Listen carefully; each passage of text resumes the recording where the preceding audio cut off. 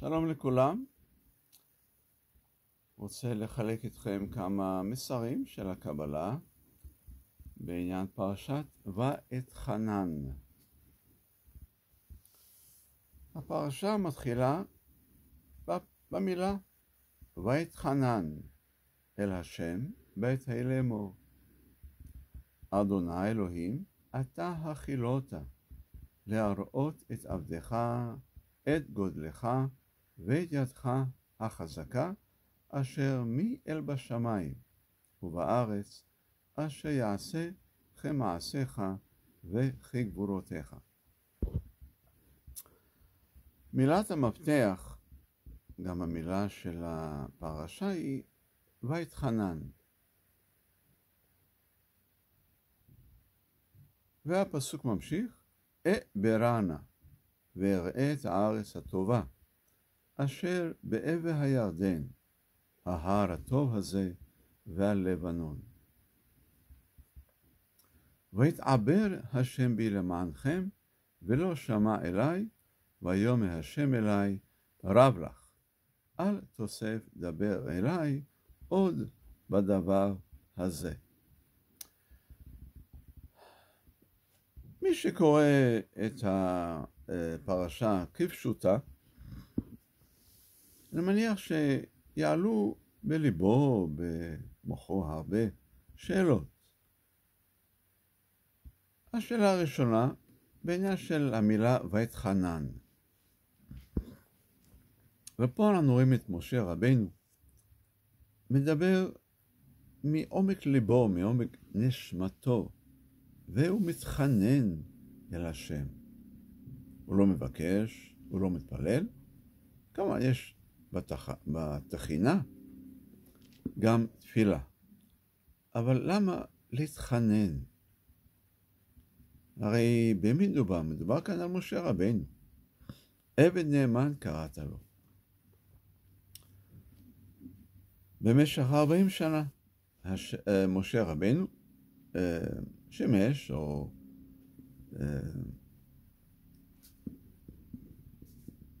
המשיך ועשה את כל מה שהשם ביקש ממנו עבור בני ישראל, מאז יציאת מצרים עד לרגע הכל כך קריטי וכל כך אינטימי הזה שאנחנו פוגשים את משה רבינו. מספר לנו, מספר לעם ישראל את הקשר הכי אישי ואינטימי עם השם. והשם מסרב. הרי משה רבינו מילא אחר כל בקשות השם למען ישראל. הבקשה היחידה שאנחנו רואים כאן, כמו בקשה אישית, השם מסרב לו. ולא רק מסרב לו, הוא ממשיך. עלה ראש הפסגה ושא עיניך ימה וצפונה ותימנה ומזרחה, וראה בעיניך כי לא תעבור את הירדן הזה. זה כמו אמא, כן, שרוצה להעניש את הבן שלה, נגיד, בצורה של דוגמה, שמגיע לו אולי, כן, לפי ראות עיניה, ואז הבן מבקש גלידה, לדוגמה, ואז אומרת לו, לא, אתה לא מקבל את הגלידה, וזה לא חד משמעי, אל תבקש יותר, אל תתחנן אליי יותר לגלידה. ולא רק זה. היא לוקחת אותו לחנות של גלידה, עם כל הטעמים של הגלידה שישנם שם, ואומרת לו, אתה רואה? גלידה הזו, בטעם זה, בטעם זה, בטעם זה. את הגלידה הזאת אתה לא תאכל. מהגלידה הזאת אני לא אתן לך לאכול. כלומר, אפשר להגיד לא ולהעניש, בסדר, אבל לקחת את הילד ולהראות לו את כל המטעמים, ולהגיד לו מפורש, אתה רואה את כל המטעמים האלה, אתה לא תטעם אף אחת מהם, אף אחד מהם. הרי יש פה איזשהו אכזריות יתר. ובשא עיניך, כן, ימה וצפונה ותימנה, ומזרחה וראה בעיניך, כי לא תעבור את הירדן הזה. זה משהו קצת מוגזם, או לא צריך. מספיק. התשובה המאוד מאוד חדה של השם, רב לך, אל תוסף דבר אליי עוד בדבר הזה. בסדר, אז אפשר להמשיך. וצו את יהושע וחזקהו ואמצהו, כי הוא יעבור לפני העם הזה, והוא ינחיל אותם את הארץ אשר תראה. אז למה השם עושה את הצעד הזה? עלה ראש הפסגה, ושא עיניך. אני רוצה לחזור על הפסוקים האלה, כדי להמחיש משהו אישי, משהו, כן, משהו אישי שיגע ללב של כולנו, לעורר בנו את התמיהה, וגם את השאלות. למה? למה זה ככה? למה השם מתייחס למשה רבינו, העבד הכי נאמן, בצורה כזאת? לפחות בעיניי זה נראה ככה. הדוגמה וכל התיאור. אז בואו נתחיל קצת להעמיק בפרשה הזאת, בקטע הזה של הפרשה. המילה ויתחנן, כן, מזכיר לנו את הסיפור של נוח. ויתחנן מלשון חן. וימצא נוח חן בעיני השם. אז החכמים של הקבלה מסביר לנו שחן זה ראשי תיבות חוכמת הנסתר, שזה הקבלה. כן, רמז ראשון. וגם הבקשה, ברנה, מלשון השורש עין בית רש. ויתעבר השם בי למענכם. לא כתוב בגללכם, כי הפרשנים אומרים, ויתעבר מלשון הוא כעס. הוא כעס עליי, לא בגללכם, למענכם.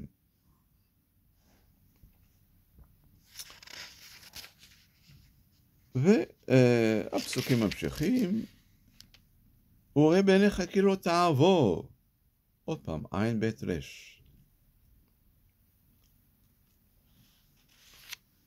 אז ברגע שאנחנו רואים איזושהי מילה, או שורש של מילה, חוזרת על עצמה, זה גם אמור לעורר בנו תהייה, או אפילו רמז, שיש פה משהו בפנים, משהו בין השורות, כן, שאנחנו צריכים קצת להעמיק, כדי להבין את הרגע האינטימי, קריטי והמשמעותי הזה, שמשה רבנו מספר לנו. מה הסוד כאן? מה הסוד? כדי להבין את הסוד שיש כאן, חייבים ללכת לבסיס של הקבלה, בקשר לשם, י' כ' ו' כ'. מי זה? מי זה השם הזה שמשה רבנו מתחנן אליו, ולמה הוא מתייחס אליו בצורה כל כך נוקשה, אפילו כמו שאמרתי, קצת אכזרית? למה? ופה אנחנו רוצים לתקן איזשהו עיוות מקראי בדת שלנו שקרה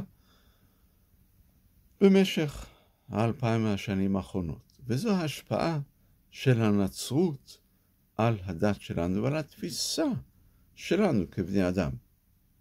הרי אנחנו מושפעים מכל מיני דברים בסביבה. וההשפעה הכי מעוותת שקרתה לנו בקשר לדת שלנו, להבנה שלנו, זה איך הנצרות והכנסייה מתייחסת למה שנקרא God באנגלית. כי התרגום, כן, לאנגלית, ללטינית, משתמשת במילה God, לפחות באנגלית. או דאוס בלטינית. ואנחנו התחלנו להתייחס להשם כמו שהנצרות מתייחסת למונח God, שרואה את God בתור משהו, מישהו, איזשהו ישות שם למעלה, כן? שהיא מנחה, היא פוקדת עלינו, מצווה אותנו לעשות מצוות וכו', יש שכר ועונש, אבל God נמצא למעלה. ואילו הקבלה לא מקבלת את היחס הזה בין אדם לקונו, אדם, כן, להשם. להפך, ברגע שאנחנו מתייחסים, כמו הנצרות מתייחסת, לגוד בתור ישות שם למעלה, רחוקה מאיתנו, אנחנו קוראים לזה עבודה זרה. כי אז גוד נהיה כמו זר לנו. לא מבינים אותו, לא מבינים למה הוא מתייחס, לא מבינים את המשמעות של המצוות, לא מבינים הרבה דברים שקשורים לצדק, אי צדק וכו' וכו' וכו'. למה? כי הוא שמה, למעלה. הוא זר. זה, כמו שאמרתי, השורש של העבודה זרה. כמו שהנביא זכריה אומר, הפסוק, הוא ושמו אחד. הוא ושמו אחד. מי זה הוא? בתפיסה שלנו, משהו, זה כמו God, כן? הוא שם בשמורה. ואז הזוהר הקדוש, רבי שמעון בר יוחאי, מסביר לנו שהוא קשור לאור אינסוף. הבורא האינסופי. ואילו שמו, ששם נגזרת המילה השם, שמו בגימטריה רצון. שין 300, מם 40, וו 6. 346. אותה גימטריה של המילה רצון.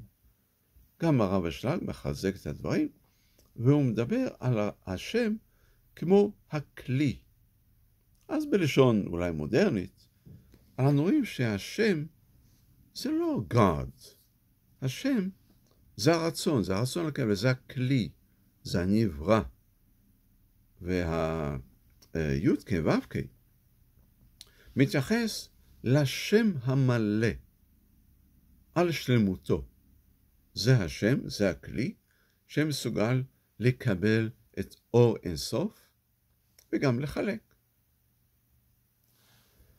ומה זה השם הזה? הרצון לקבל הקולקטיבי, זוהי המודעות האלוהית של כל נשמות בני ישראל, שמייצגים את כל נשמות בני האדם.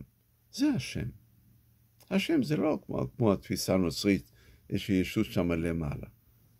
השם זה אנחנו. זה אנחנו.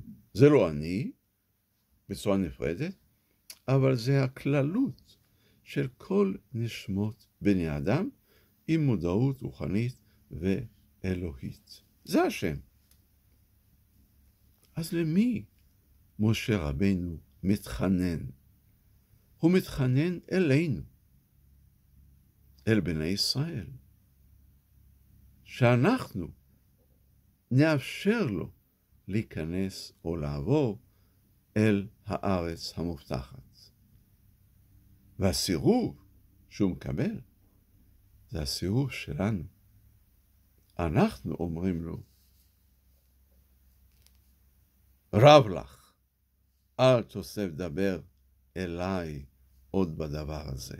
זה אנחנו שסירבנו לאפשר למשה רבינו לעבור אל הארץ המובטחת. ופה אנחנו מדברים על ארץ כנען והארץ המובטחת. זה שני ממדים שונים.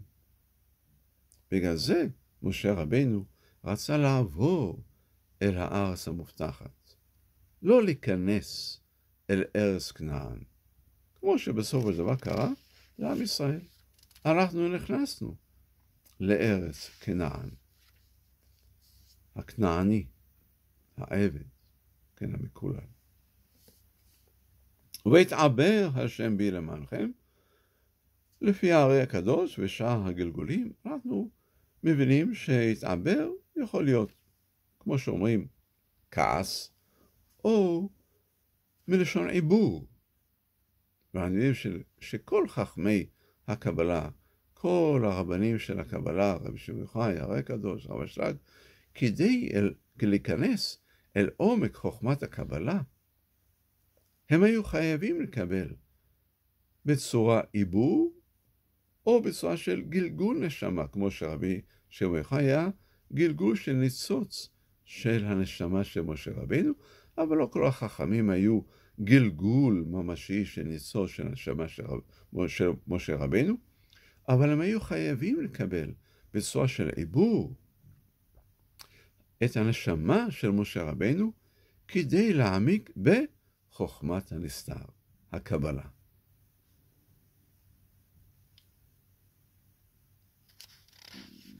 ובעניין של לעבור אל הארץ המובטחת, למה אנחנו לא אפשרנו לו? למה הסירוב היה מצידנו? כי משה רבינו, אם היה עובר אל הארץ המובטחת, היה מתגלה מודעות של משיח. תחיית המתים, היה תיקון של כל הנשמות. בגלל חוסר מוכנות שלנו לקבל את המודעות של ימות המשיח, אנחנו סירבנו שמשה רבינו יעבור אל הארץ המובטחת. ואז אנחנו נכנסנו ועד היום לארץ כנען. ארץ של מריבות, סכסוכים, מלחמות, כמו שיהושע קיבל על עצמו, והוא הנחיל אותנו את הארץ, כן, ארץ כנען. אז בפרשה הזאת, בפרשה בית חנן, יש לנו הזדמנות לפתוח את הנשמה, את הלב שלנו, ולעשות את התיקון האמיתי, לשנות את הרצון שלנו, ולאפשר למשה רבינו לעבור יחד איתנו אל הארץ המובטחת. אמן.